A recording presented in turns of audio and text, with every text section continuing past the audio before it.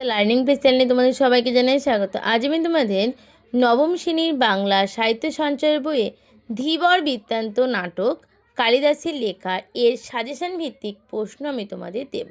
চলো শুরু করা যাক। প্রশ্ন মান 1 আর 2 এর আমি প্রথমে তোমাদের দেব। কি আছে? 1, ধীবর বৃত্তান্ত নামক পাঠ্যাংশটি কোথা থেকে নেওয়া হয়েছে? 2 এর দাগে কি বলেছে? ধীবর বৃত্তান্ত নাট্যাংশটি তর্জমা করেছেন কে? ধীবর বৃত্তান্ত নাটকের কয়টি চরিত্রের সংলাপ শোনা যায়? 4, শকুন্তলার পালক পিতার নাম কি? 5, শকুন্তলাকে পৈতৃগৃহে পাঠানো আয়োজন কে করেছিলেন? 6, শকুন্তলা তার আংটিটি কোথায় হারিয়ে ফেলেন? 7, ধীবর বৃত্তান্ত নাট্যাংশে ধীবর যে অঞ্চলে বসবাস করত তার নাম কি? 8, তা তোর জীবিকা বেশ পবিত্র বলতে হয়। দেখছি উদ্ধৃতাংশটি বক্তাকে। 9 দাগের প্রশ্ন, ধীবর বৃত্তান্ত নাট্যাংশ কোন কোন চরিত্রের উল্লেখ পাওয়া যায়? 10 দাগের প্রশ্ন, পিয়ংবদার অনুরূপে ঋষি দুর্বাসা কি বলেছিলেন? পরের প্রশ্ন 11 দাগে, শকুন্তলা অপমানিত হলেন রাজসভায় কেন? পরের প্রশ্ন, কে এই অবশ্যই গোসাপ খাওয়া জেলে হবে?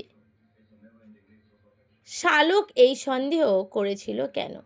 13 দাগের প্রশ্ন, রাজশালক ধীবরকে ছেড়ে দেওয়ার কথা কাকে নির্দেশ করে বলেছিল?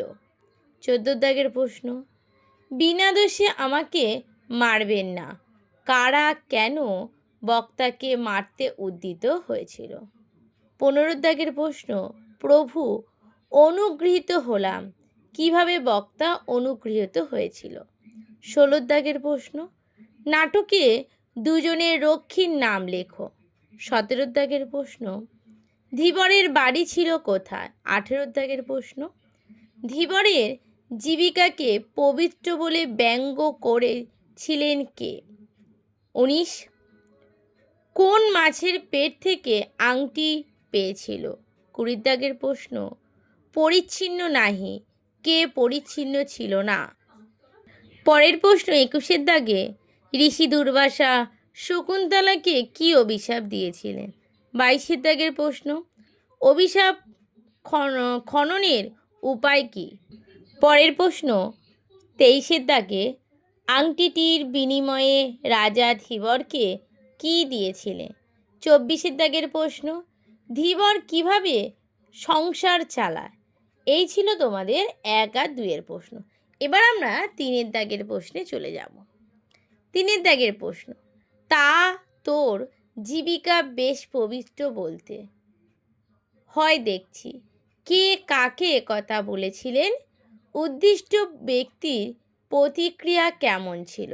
2 দাগের প্রশ্ন, মহারাজাও সংবাদ শুনে খুশি হবে, বক্তা কে? কোন সংবাদ শুনে তিনি খুশি হবে? 3, সূচক এই জেলেকে ছেড়ে দাও, বক্তা কে?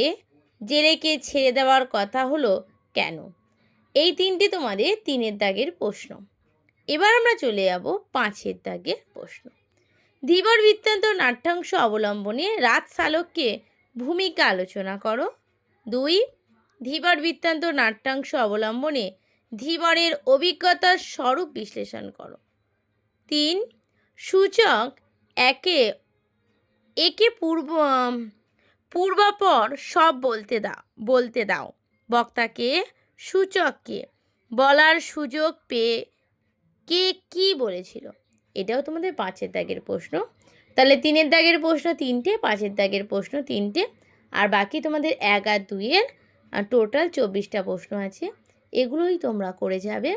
আমি একেবারে তোমাদের নিশ্চিন্ত বলছি না যে এগুলো করলে এর মধ্যে পাবে, তার বাইরে পাবে না, এটা বলছি না, কিন্তু এগুলো তোমাদের বই থেকে বেছে বেছে প্রশ্ন করা, অতি অবশ্যই তোমরা দেখে যাবে।